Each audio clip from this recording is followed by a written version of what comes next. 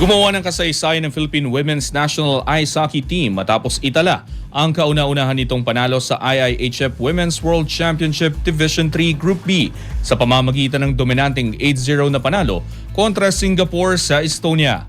Ang ibang detalye alamin sa pag-abante ni Carlo Villaseñor.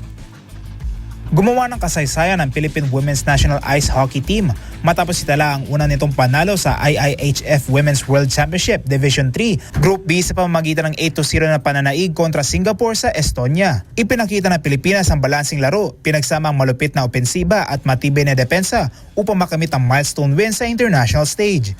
Pinangunahan ni Jasmine Alcido ang opensiba matapos magtala ng 4 na goals at 3 assists sa isang dominanteng performance. Nagambag naman si Georgie Regencia ng 2 goals at 1 assist habang nagpakita ng all-around game si Bianca Cuevas na may 1 goal at 4 na assist. Nagdagdag pa ng mga goals sina Kathleen Tan, Shading Ganak at Geraldine Go, patunay sa lalim at kolektibong lakas ng koponan. Higit pa sa score, sumisimbolo ang panalo ng patuloy na pag-abante ng women's hockey program ng Pilipinas sa international competition. Bitbit ang momentum at tiwala tuloy ang kampanya ng Pilipinas sa torneo habang target ang mas mataas na pwesto sa group standings. Ako si Carlo Villaseñor, Abante Sports, now na.